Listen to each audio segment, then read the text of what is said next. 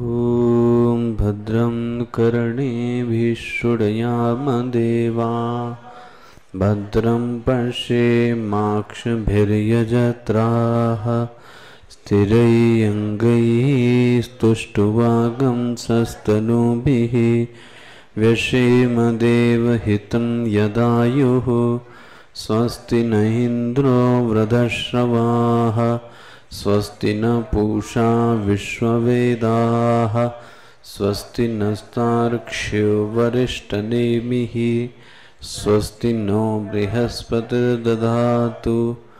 ॐ शान्ति शान्ति शान्ति।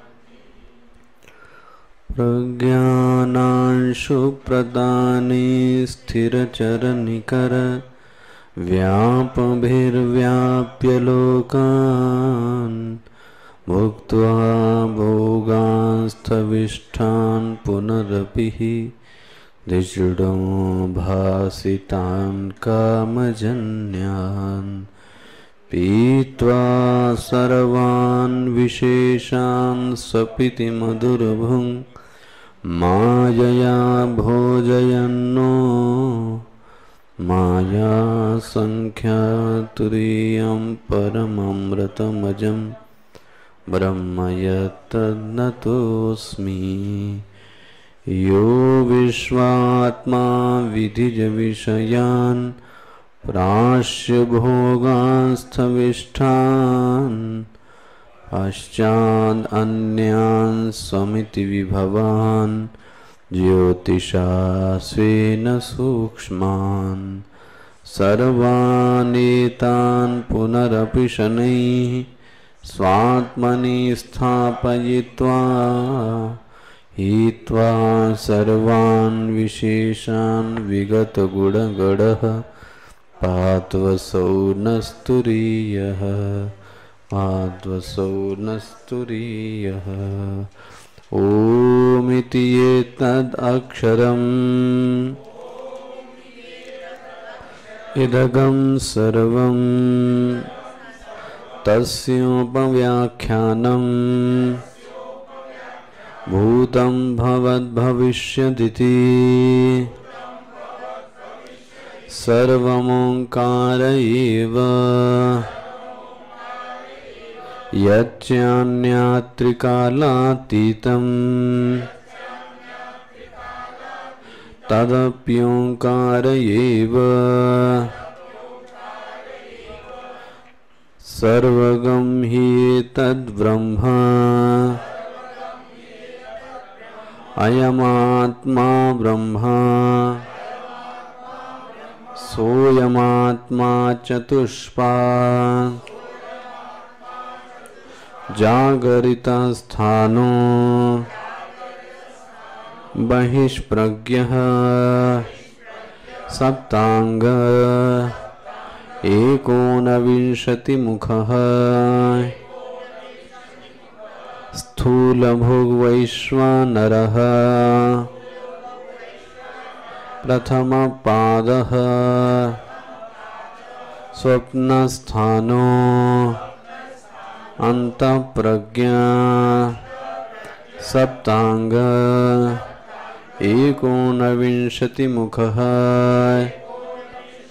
प्रविविक्तभुक्ततैजसो द्वितीयपादः यत्र सुप्तो न कंचन कामं कामयते न कंचन स्वप्नं पश्यति तत्सुषुप्तम् सुषुप्तस्थान एकीभूतः प्रज्ञानघन एवानन्दमयो आनन्दभुक् चेतोमुखः प्राज्ञा तृतीयपादः एष सर्वेश्वर एष सर्वज्ञ एषोऽन्तर्यामी एष योनिः सर्वस्य प्रभवाप्ययो हि भूतानां न अन्तः प्रज्ञो न बहिष्प्रज्ञं न उभयतः प्रज्ञं न प्रज्ञानघनं न प्रज्ञं न अप्रज्ञम् अदृष्टम् अव्यवहार्यम् अग्राह्यम् अलक्षणम् अचिन्त्यम् अव्यपदेश्यम् एकात्मप्रत्ययसारम् प्रपञ्चोपशमम् शान्तं शिवमद्वैतम् चतुर्थं मन्यन्ते सवात्मा सविज्ञेयः निवृत्ते सर्वदुःखानां ईशानः प्रभुरव्ययः अद्वैता सर्वभावानां देवस्तुर्यो विभुस्मृतः कार्यकारणबद्धौ तौ इष्येते विश्वतैजसो प्राज्ञकारणबद्धस्द्वौ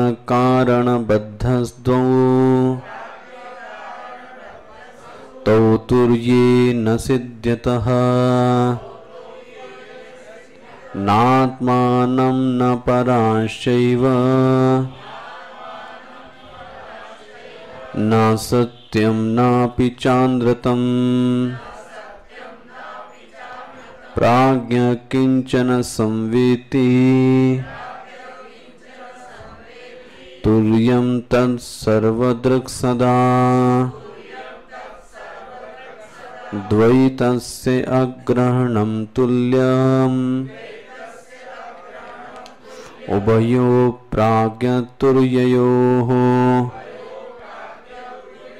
बीजनिद्रायुतः प्राज्ञा सा चातुर्ये न विद्यते सा चातुर्ये न विद्यते।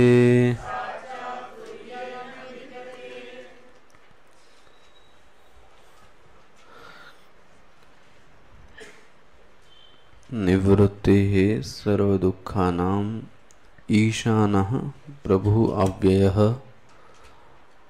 अद्वैतः सर्वभावानां देवस्तुर्यो विभुस्मृतः।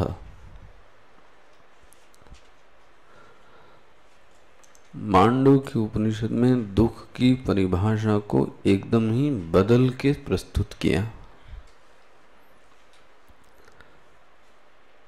बोलते हैं जो प्राज्ञ और तेजस और विश्व है यही दुख का कारण है।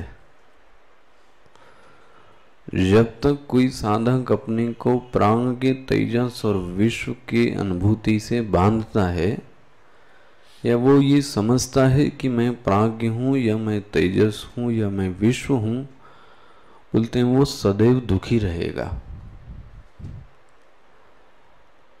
अब देखो आप यहाँ पे जो इस दुख का इलाज है वो कोई क्रिया नहीं बताई गई कि इसकी शरणागति कर दी जाए तो वह साधक क्या हो जाएगा, सुखी हो जाएगा। तो वास्तव में जो पहला श्लोक है वह तुरीय के प्रभुत्व को दिखाने के लिए कहा गया कि एक साधक तुरीय का अनुसंधान क्यों करे।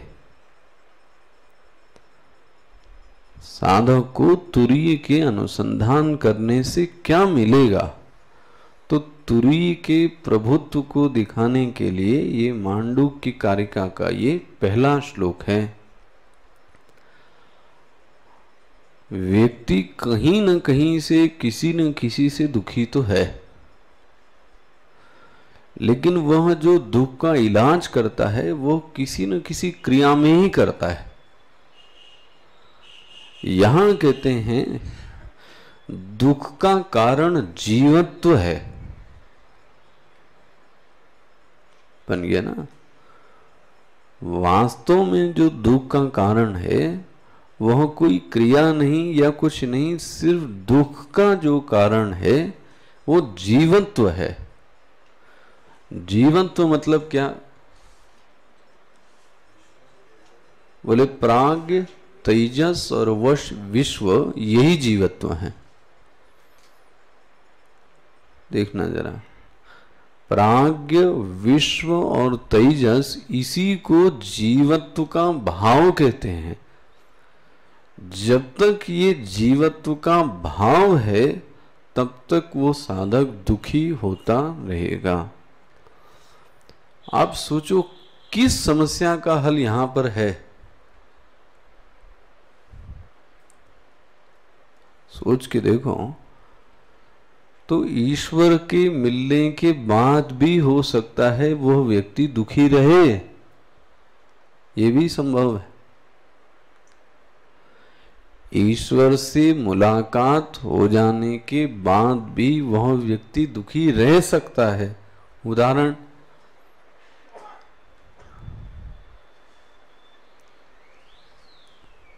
ध्रुव।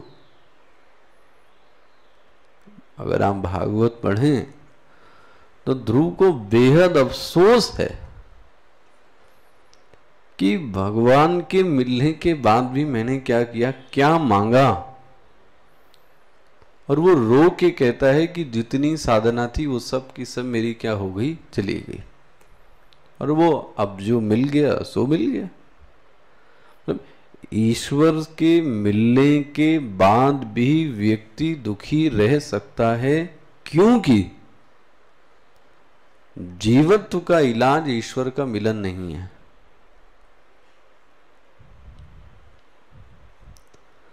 यदि रोग जीवत्व है तो उसकी औषधि ईश्वर का दर्शन हो ही नहीं सकता। ईश्वर का दर्शन होता तो बहुत सारे संत लोग दर्शन से ही क्या हो जाते, सुखी हो जाते।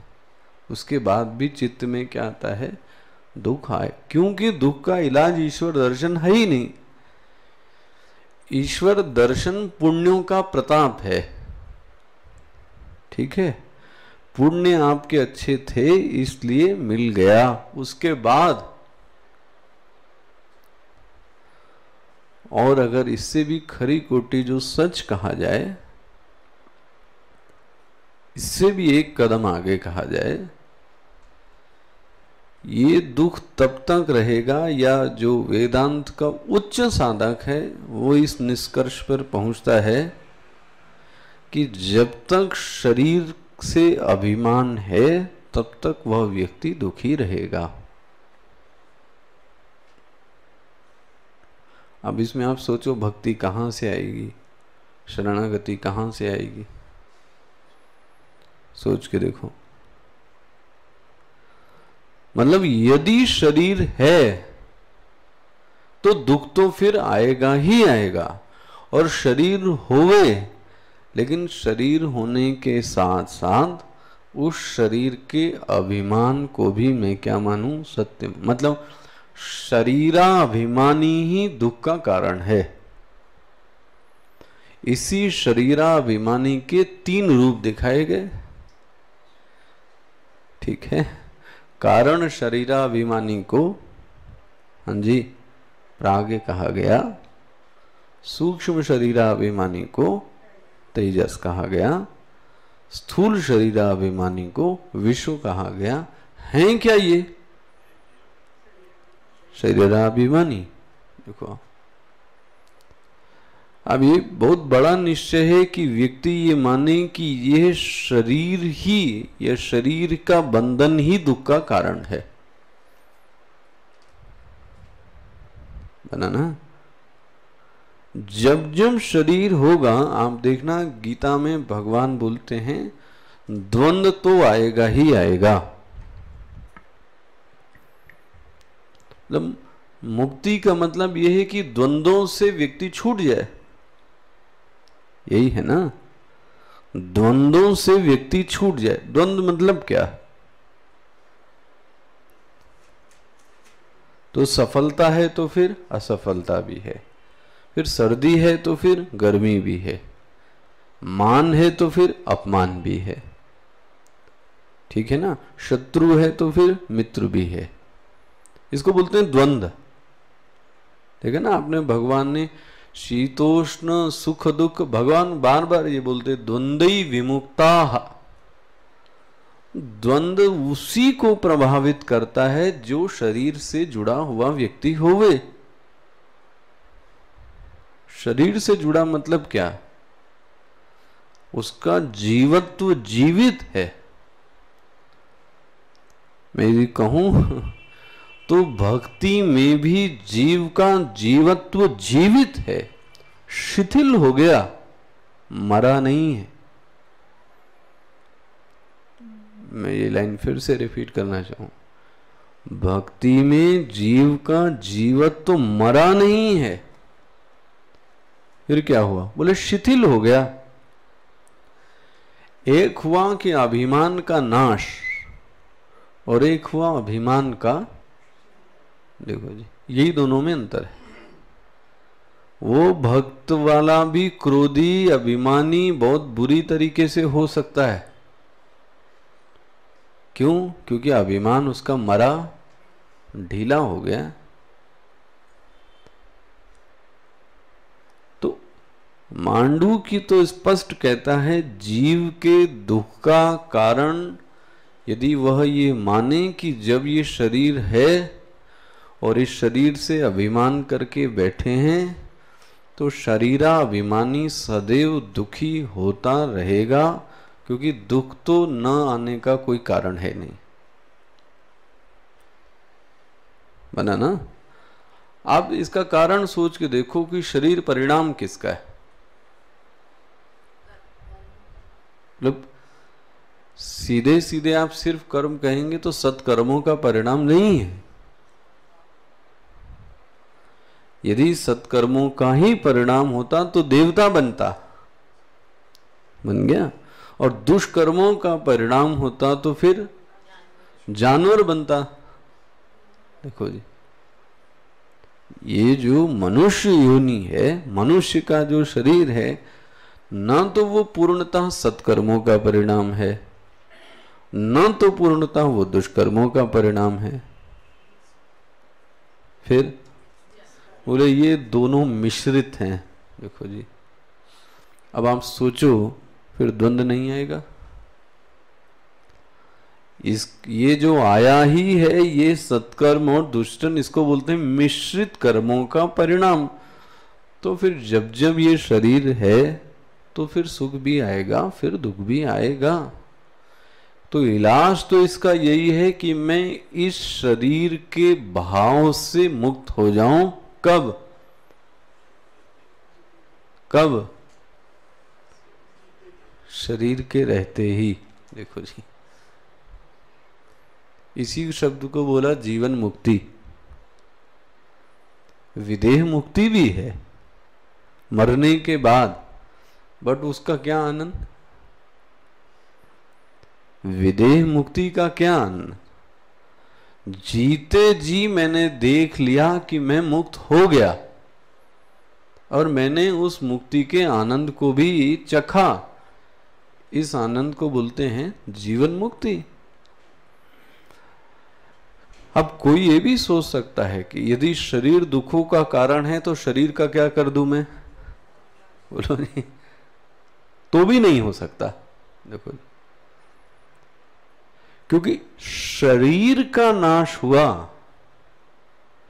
शरीर के अभिमानी का नाश नहीं हुआ। पकड़ में आता है ना? बीमारी शरीर नहीं है। पता नहीं आप इस बात को समझ पाए। बीमारी शरीर नहीं है, बीमारी शरीर का अभिमान है। जब तक ये शरीराभिमानी बन के रहेगा, इसी शरीराभिमानी को सरल शब्दों में कहा गया जीवत्व।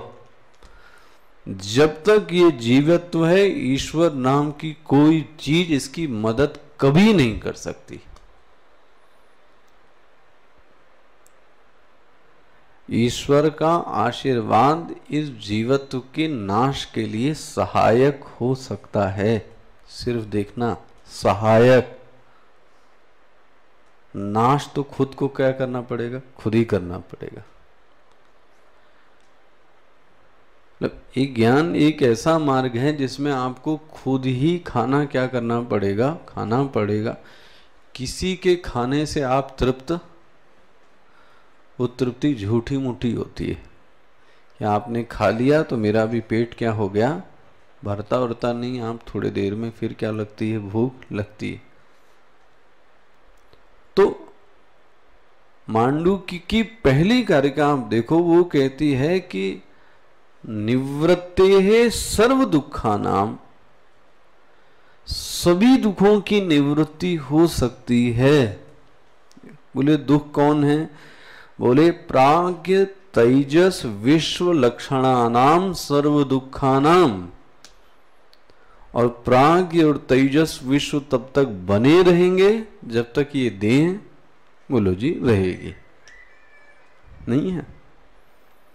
फिर इलाज क्या है? देह छोड़ दें, उसके बाद भी बना रहेगा। मतलब बीमारी नहीं हटी, शरीर हट गया। हो सकता है एक दुष्कर्म करके और कहां चला जाऊं, और नीचे की योनि में भी जा सकता है। ऊपर जाने का तो कोई अभी रास्ता है नहीं। देखो, तो जीव के दुख का वास्तविक जो कारण है वह जीवत्व है। ये बात दिमाग में बांध लेनी चाहिए। जीवत्व का अर्थ है प्राज्ञ, तेजस और विश्व से अभिमान करना। सरल शब्दों में कहा जाए, शरीराभिमानी होना। हुआ ना? इलाज क्या है? बोले इसका इलाज क्या है? बोले चौथे के पास चले जाओ। ईशानः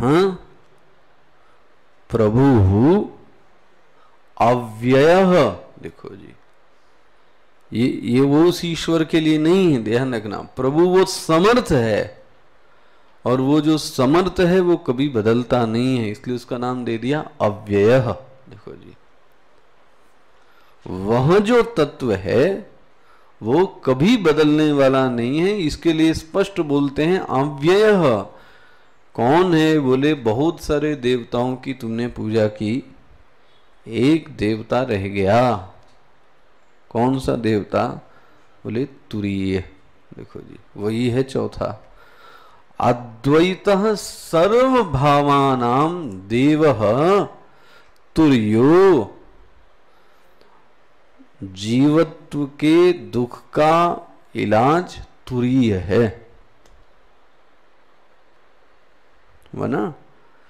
जीवत्व के दुख के नाश की जो औषधि है वो तुरीय है। तुरीय मतलब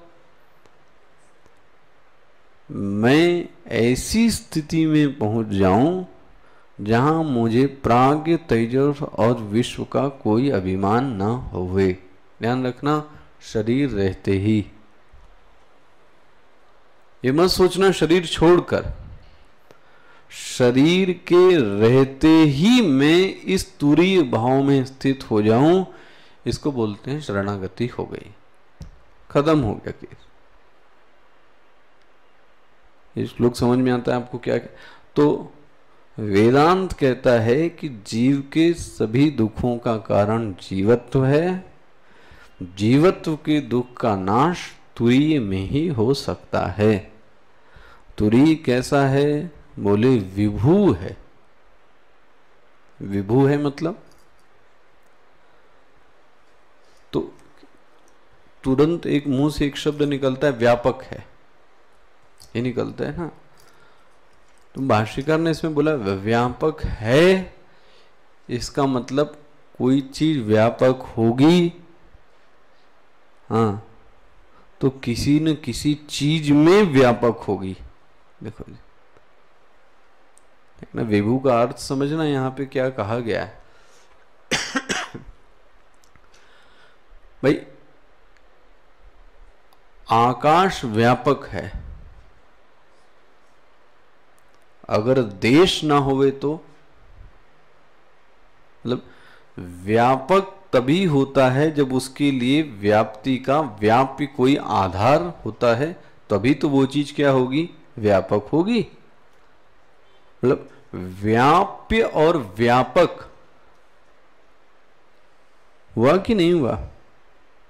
कोई चीज है और वो पूरे चीज में व्याप्त है, तो आपने क्या बोला, ये व्यापक है। मतलब यदि इस कमरे में वायु व्यापक है तो वायु के अलावा जो वायु का आधार है वो भी, बोलो जी, वो भी व्यापक हुआ। तो एक तो वायु व्यापक, दूसरा वायु का, बोले व्याप्य और व्यापक संबंध विभु में नहीं है, तो द्वैत हो गया।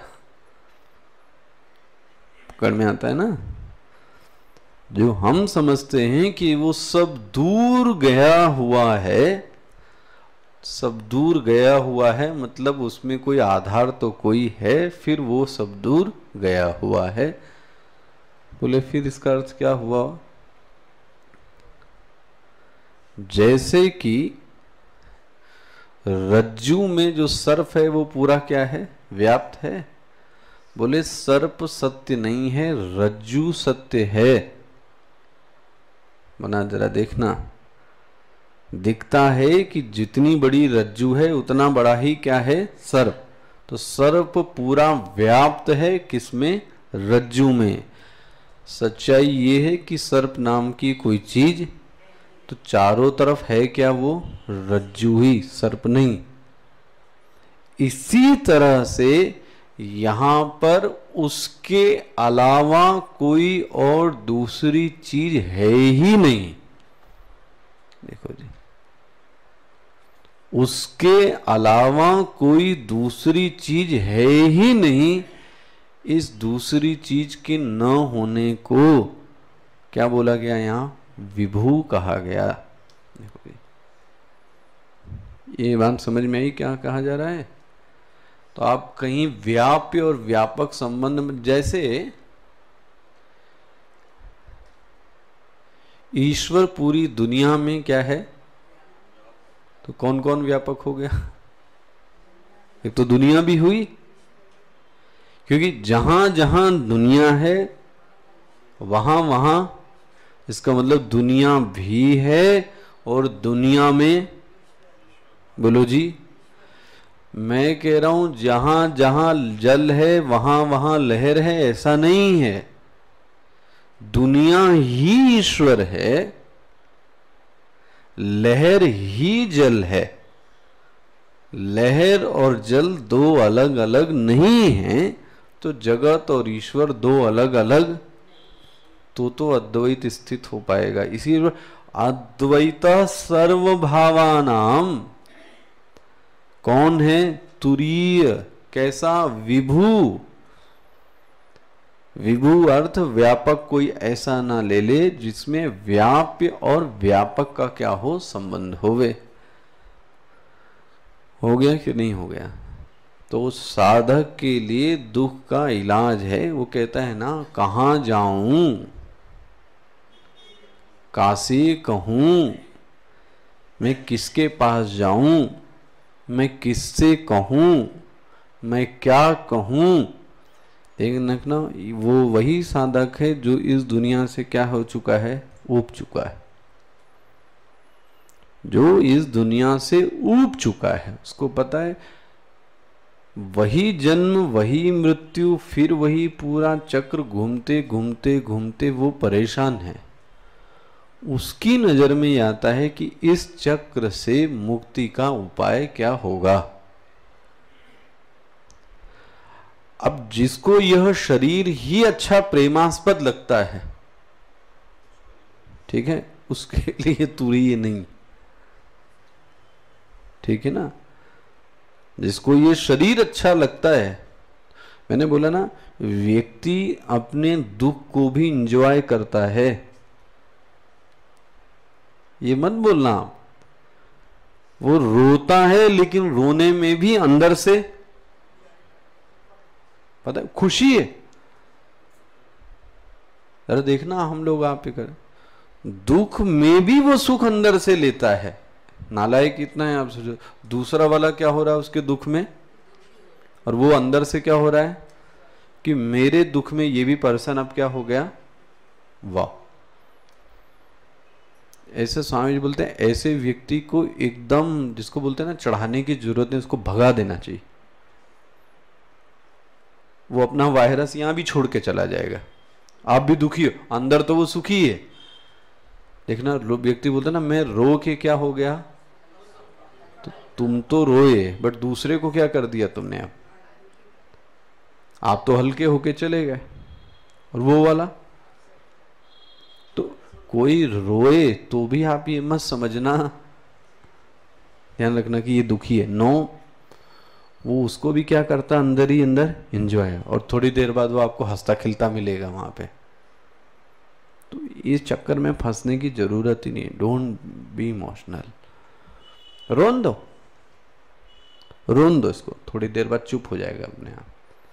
अगर आप चुप कराने चले तो वो और रोएगा, पता है, वो और चाहेगा। इसको बोलते हैं ना सिंपैथी, गेन करने की कोशिश करना। दे आर वेरी क्लेवर, मैं बताऊं, वो बहुत शातिर होते हैं। ये आम आदमी कर भी नहीं सकता है, ये आम आदमी कर भी नहीं सकता। लेकिन अगर उनका भी कोई बाप होता है ना, तो वो समझ जाता है कि ये सिंपैथी लेने की क्या कर रहा है कोशिश, तो उसको दुख में ही मजा आती है। मैं आपको बताऊं, उसके लिए फिर क्या है, उसके लिए तुरी उरी नाम की कोई चीज नहीं है, ध्यान रखना। ये उसके लिए है जिसको लगता है कि मैं इस जगत से वाकई क्या हो चुका हूं, दुखी हो चुका। जगत से दुखी मतलब किसी ने कुछ वो नहीं किया, बट यही चक्र का पालन कब तक, कब तक। तो इसका सबसे अच्छा है कि पहले तो ये माना जाए कि ये शरीर ही, शरीराभिमानी ही दुख का कारण है, शरीर नहीं। और यदि शरीर है तो सुख भी आएगा, और ये कोई मना नहीं कर सकता।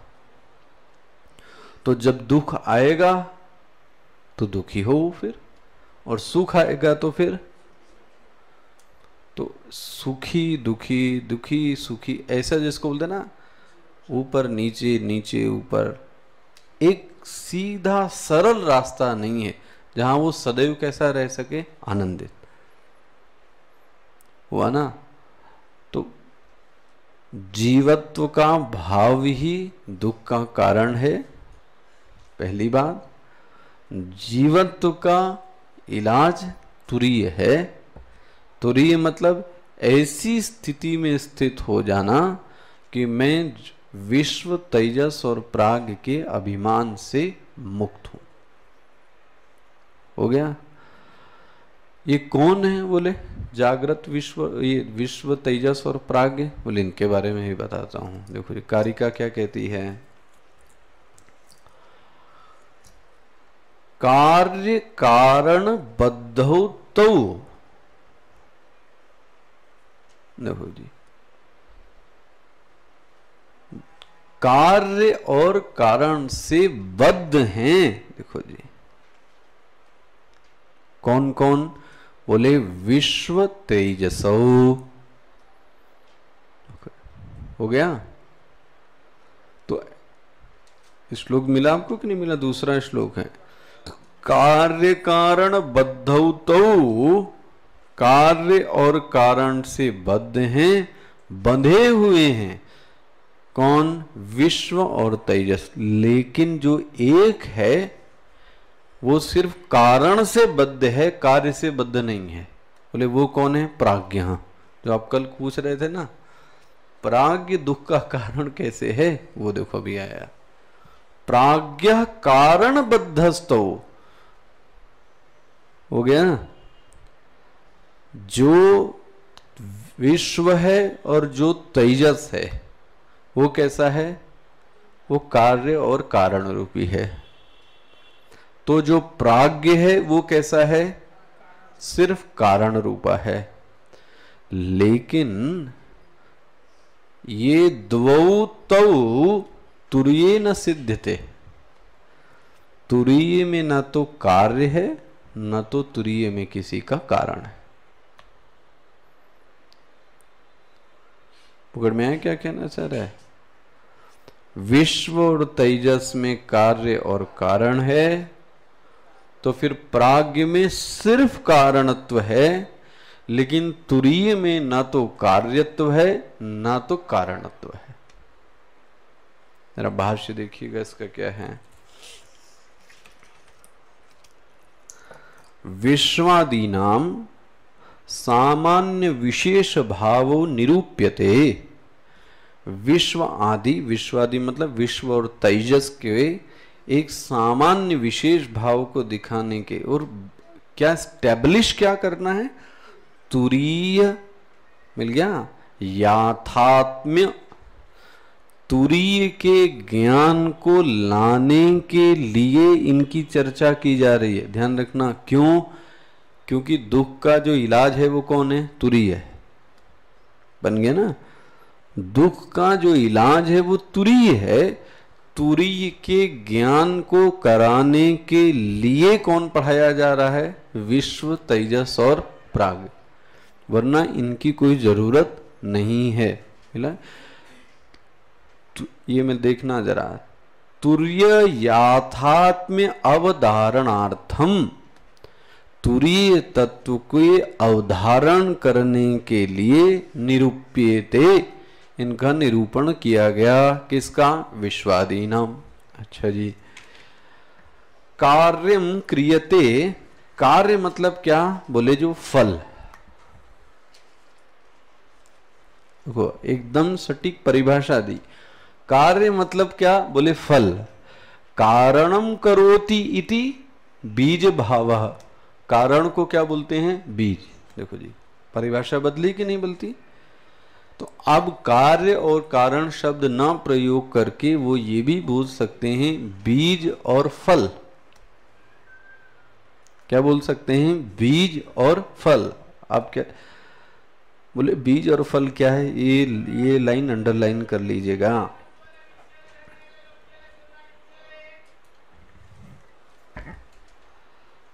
तत्व अन्यथा ग्रहणम, पहला लिखना, सॉरी, तत्व अग्रहणम मिला, तत्व अग्रहण, फिर अन्यथा ग्रहणाभ्याम, बीज फल भवाभ्याम। देखो जी, मिल गया पेज नंबर 56,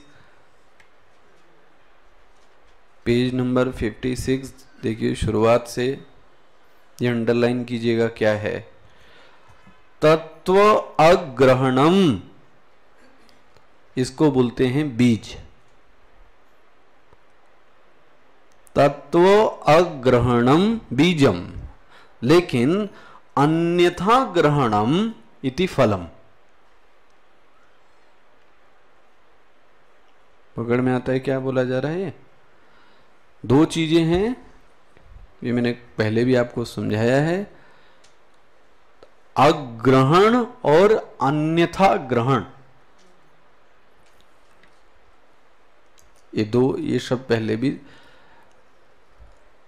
रज्जू पे सर्प में सबसे पहले क्या हुआ? बोलो जी। रज्जू का अग्रहण, अग्रहण मतलब आपने क्या बोला? कुछ है, कुछ है, और फिर बाद में क्या बोला? सांप है। पकड़ में है? तो पहले तो रज्जू का क्या करा आपने? अग्रहण। रज्जू नाम की चीज दिखाई नहीं दी, यहीं पे नहीं रुके आप, नहीं दिखाई दी तो शांत रहते। अब कुछ और दिख गया, उसको क्या बोलते हैं? अन्यथा ग्रहण। मैं इसको प्रायोगिक ज्ञान में ऐसा बोलता हूं, मैंने आपको कोई काम भेजा, ये काम करके आओ, तो वो काम नहीं किया वो तो चलो अग्रहण, लेकिन जो दिया और भी उसको बिगाड़ कर चले आए, तो वो क्या कर दिया आपने? पकड़ में है? जो दिया वो तो नहीं किया, नहीं करते तो कम से कम दूसरी चीज बिगड़ती तो नहीं, वो तो नहीं किया, उसके अलावा दूसरी और भी कुछ करके चले आए, उसको क्या बोलते हैं? अन्यथा। रज्जू को रज्जू जैसा न देखना, ये क्या हो गया? रज्जू का अग्रहण। रज्जू के अग्रहण के बीज के फलस्वरूप अन्यथा ग्रहण कर लिया, और आपने फल क्या बताया? कि वहां पर सांप है। अन्यथा ग्रहण तभी होता है जब पहले अग्रहण हो गए। ये तर्क है, ये दिमाग में आपके एकदम ठूस के भर जाना चाहिए। सरल शब्द में अज्ञान इन्हीं दो तरीके से काम करता है बस। अज्ञान के जो प्रोसेस हैं वो यही हैं दो, अग्रहणम अन्यथा ग्रहणम। पहले उस सत्य वस्तु का क्या कर दिया आपने? अग्रहण। एक व्यक्ति था, बोला भाई जाके इससे मिलके आओ, तो आपको वो व्यक्ति तो नहीं मिला, और उसके बदले अब किसी और को ले आए। कोई नहीं मिला वो तो ठीक है, चलो वो व्यक्ति नहीं मिला तो ठीक था, लेकिन आप किसी और को भी क्या कर लेकर, ये क्या हो गया? पकड़ में ना? दो तरीके से अज्ञान। यह सृष्टि इसको नहीं दिखती, ब्रह्म नहीं दिखता, तो इसको क्या बोलते थे? अग्रहण। लेकिन ब्रह्म तो नहीं दिखा और ऊपर से क्या दिख लिया इसको? सृष्टि। ये क्या हो गई? अन्यथा ग्रहण। हो गया कि नहीं हो गया? अग्रहण बीज रूपा है, अग्रहण बीज रूपा है, तो अन्यथा ग्रहण फल रूपा है। अग्रहण कारण रूपा है, तो अन्यथा ग्रहण कार्य रूपा है। हो गया कि नहीं हो गया? विश्व और तेजस, बोलो जी, अन्यथा ग्रहण है। तो प्राज्ञ कैसा है? सुषुप्ति में क्या है? सुषुप्ति में क्या है? बोलो भाई। सुषुप्ति अन्यथा ग्रहण की स्थिति नहीं है, सुषुप्ति अग्रहण की स्थिति है। लेकिन जागृत अग्रहण तो हुआ ही हुआ, और अन्यथा ग्रहण भी तो हुआ कि नहीं हुआ? स्वप्न अग्रहण तो हुआ ही हुआ, लेकिन अन्यथा ग्रहण भी। लेकिन सुषुप्ति हो गया कि नहीं हो गया? मेरे ख्याल से ये शब्द अब सबको समझ में आ गया होगा। अग्रहण मतलब उस तत्व को, उस कारण को ना समझना। न समझना वो तो ठीक, लेकिन कुछ और समझ लेना, उसको क्या बोलते हैं? अन्यथा ग्रहण। हो गया? अब जरा देखना, इसको अंडरलाइन कर लीजिए। अब देखो, आप इसी को बोलते हैं आवरण और विक्षेप। सरल जो आपने पढ़ा, अग्रहण आवरण, अन्यथा ग्रहण विक्षेप। हुआ? आवरण, रज्जू पर कुछ सर्प जो आपको दिखा, पहले क्या हो गया? आवरण, और उसके बाद दिखा क्या आपको? सर्प। वो क्या हो गया? विक्षेप। ठीक है ना? आप देखिए, तत्व अग्रहण अन्यथा ग्रहणाभ्याम बीज फलाभाभ्याम। तो बीज कौन हो गया? अग्रहण। फल क्या हो गया? अन्यथा ग्रहण। यौ यथा उक्तौ विश्व तेजसौ बद्धौ संग्रहीते इष्यते। देखो, विश्व और तेजस तत्व में ये दोनों चीजें पाई जाती हैं, अग्रहण और अन्यथा ग्रहण। लेकिन प्राज्ञस्तु, प्राज्ञ में क्या है? बीज भावेन एव बद्ध। जो प्राज्ञ है वो एक ही से बंधा है कि उसको तत्व का ज्ञान नहीं है, लेकिन इच्छा है कि इसको कुछ और दिखता। लेकिन तेजस को और विश्व को नहीं है, लेकिन इसके अलावा भी इसको अब क्या दिखने लगा? और कुछ दिखने लगा। ये लाइन तो क्या बोलते हैं, जान है इस आगम प्रकरण की। कौन सी? ये जरा निकल रहिएगा। लोग बोलते हैं, अब देखना, अब मैंने ही आपको ये पढ़ाया होगा, इस अज्ञान का जो कारण है वो लोग क्या बोलते रहे? वासना यही बोलते रहे, कर्म यही बोलते रहे ना। भाष्यकार कहते हैं ये सब कोई कारण नहीं है। जीव के जीवत्व का कारण वासना नहीं है, जीव के जीवत्व का कारण कर्म नहीं है। देखो जी, ये बहुत बड़ा वाक्य है लोगों के लिए। हो सकता है प्राइमरी स्टेज में यही समझाया गया हो कि आपके आवागमन का कारण क्या है? वासना। तो मुक्त हो लो आप वासना से। आप हो सकते हो मुक्त कभी वासना से? कितने जन्मों की करोड़ों वासनाएं, कितने कितने चीजों को भोगेंगे आप सोचो जरा। अब उसको भोगना ही चालू करे ना तो आपको पता है न जाने कितने जन्म हो जाएंगे, और कितने जन्मों की वासना है ये आप कह नहीं सकते। तो कोई यदि ये इलाज देवे कि वासना को क्षय कर लिया जाए, तो प्रश्न कब तक? अंधेरे में तीर मारना हुआ। इतनी वासना है कि क्षय करते करते करते न जाने कितने क्या चले जाएंगे जन्म। इसका मतलब उतने जन्म तक तो मरूं, यही हुआ ना। भाष्यकार कहते हैं ये इसका कारण नहीं है। अज्ञान का जीव के जीवत्व का एक ही कारण है बस। वो क्या है? तत्व अप्रतिबोध मात्रम एव ही बीजम। देखो जी, प्राज्ञ का कारण ही यही है, इसी को बोला गया है बीज। पकड़ में है? जरा देखना, फिर अंडरलाइन कर लेना ये वाक्य। तत्व अप्रतिबोध मात्रम, तत्व का बोध न होना ही प्राज्ञ में निमित्त है। प्राज्ञ क्यों बना भाई? अगर उन दोनों का कारण कौन है? प्राज्ञ। किसका? विश्व और तेजस का।